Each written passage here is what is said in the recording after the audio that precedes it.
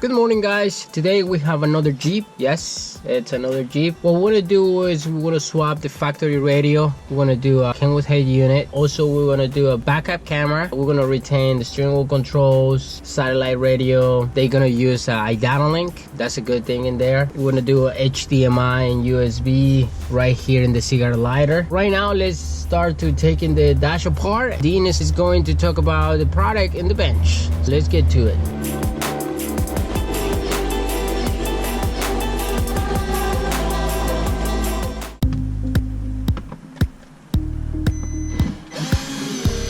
You guys know it's a 7mm almost everywhere. We have a 7mm in the top. Right now he's having this from there.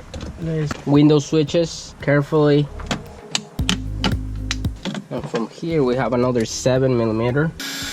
Now you have to unclip this under the steering wheel. Move the panel and we have two 7mm. And then from there, that will be straightforward. Just careful.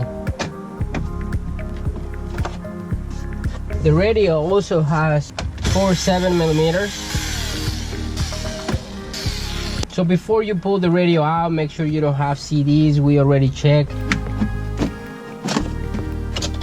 The Sirius XM and the FM antenna, they together. The FM antenna, it's white, and the Sirius XM, it's kind of yellow. From there, we're going to remove this bracket right here. It's also 7mm on the side. We have it out. We always cut this bottom part from the dash so this radio can go right in and we don't have problems from the height.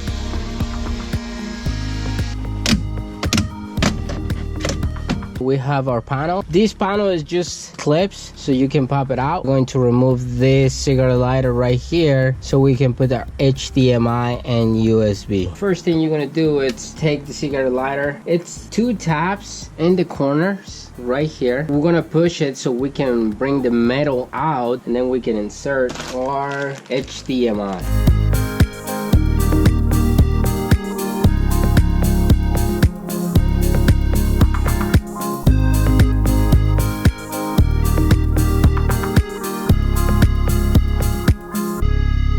So he's putting in the HDMI USB CBL. This guy right here, you've seen us put this in before. So the radio that he's going with in this Jeep is a Kenwood 893S. And the reason why he's doing an 893S is because the 893S still has HDMI. He wants an HDMI. That's why Fernando's putting that piece in. We're also retaining his factory Sirius XM. For that, we're using the SAT1, this guy right here. So when you get the SAT1, you open it up. Inside, you have this little cable. This is what's gonna plug into the Sirius XM. This is going to plug into the brain. Once you get your radio out of the dash, all you have to do is look for this mustard colored connector, plug it in, and you're done. The cool thing is, this looks just like this. They look almost identical. What's different is the size of the cable. The fat cable here goes to the fat cable here, which is this white connector. The skinny cable here, the SAT1, goes to the skinny mustard colored guy right here. So if you're ever trying to figure out what is satellite radio and what is FM, FM is going to be a fatter cable usually, and the Sirius XM is going to be the thinner cable, always. For integration, we're going to do a Maestro. We're going to use a CH1. We've already gone ahead and flashed it next door. For the dash kit, we're going to go ahead and use this guy right here. As always, the 956511. We'll do some modifications on this to make it look sexy in the dash. We're going to use this guy, which is the USB GM1. The USB GM1 just has this micro USB adapter on it right here. What that's for is retaining this factory USB here in the armrest. The Uconnect module is located right here. Right down here is where the factory USB is. To get to this, there's a 7mm screw right here and one right here. Take this end here, plug it into there, run this cable up and attach it to the back of your radio. In some cases you do have to add in the cable that comes with the factory radio, because as you can see this is kind of short. The other thing to keep in mind too, if you want to retain that factory USB, it will work with CarPlay most of the time. It will not work with Android Auto most of the time. Android Auto is a lot more picky. What we have found is that like where Fernando's putting the USB HDMI, right here where that factory cigarette lighter is, that's going to be where you want to put your USB. I'm going to talk about the camera. We're going to use the EcoMaster P-Cam JP2, and this one comes of course with the warranty card, the instructions, the actual camera. power wire, RCA, the bracket. So the bracket's gonna be behind the tire. I'm gonna go and take the tire out and start running the wire for the backup camera.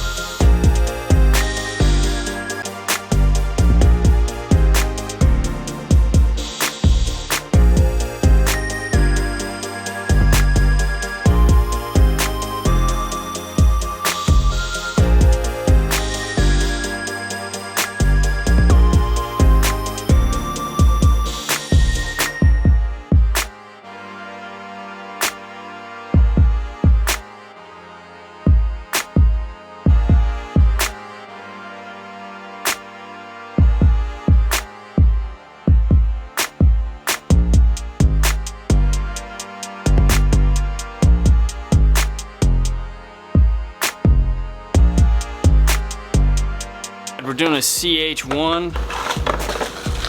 So you get this guy right here. This is an OBD2 connector. This is gonna plug into that and run up behind the radio. You also get the main harness. This system here in this Jeep has the Alpine Premium sound system, which means it's a 4. Now, if you guys aren't familiar with a 4 and an 8, on a iData piece, it has these cool plugs that unplug and plug in. You don't actually have to repin it like you do with the pack if you're trying to be picky. Let's go into the car real quick. Looking at the factory harness, you can see there's just these 4 speaker wires right here, these guys. This means there's a factory premium sound system, which we know because there's Alpine grills all over the place. As you can see in the aftermarket harness, there's a set of white and grays and purple and green on the backside. When you plug in this harness, the whites and grays, which are the fronts, there's no speaker wires. The purple and green, which does have, are filled here. Aftermarket radio, the front outputs are where your Bluetooth, audio for phone calls, and any navigation would come over. If you have your radio power up this, it's going to no speakers, you're gonna get none of that sound. iData is nice because they give you these connection points. So what you wanna do is take your front output, the white and the gray, from the iData harness, and you wanna plug that into the purple and the green. Now what iData has done to make it kind of easy is they give you the matching colors, but then the plugs are different. When they say just unplug it and match up the 2 white connectors and match up the 2 green connectors like this, that's telling you that that is set up for a factory amplifier. When they tell you to just match colored wires for colored wires, that means there's no factory amplifier. We have a factory amplifier, so we want to match up plug color and not wire color. Now, there are 2 main plugs on this, depending on which radio you have. You have the little tiny 8-pin here, and then you have this big guy here. Then you have the plugs that plug into your RR. Main module RR here. Remember, you got to flash this. And then you're looking for 2 harnesses in these bags. You need this little guy right here, which is a 4-pin on each end. That's going to plug into this little black connector here next to the USB port. This is the actual iData interface cable. This is what allows the radio to talk to iData. The second thing you're going to need is the little auxiliary cable. This guy right here plugs in at the total opposite end of the USB. Now, the reason for this cable is if there's any form of sound that comes from the car needs to be reproduced by the aftermarket radio is going to come through this auxiliary. These 2 wires are what we need, and that's it. The rest of these wires that are here, we can just put these all in this bag. We're not going to use them. Why do they give you these? Well, for some cars that aren't doing full iData integration, you can use this just like a pack module where you're not going to be doing like radio integration into this talking to the radio where it shows you the gauges and stuff like that. You can still use this as a regular interface without all that, and for that they give you these wires to do that.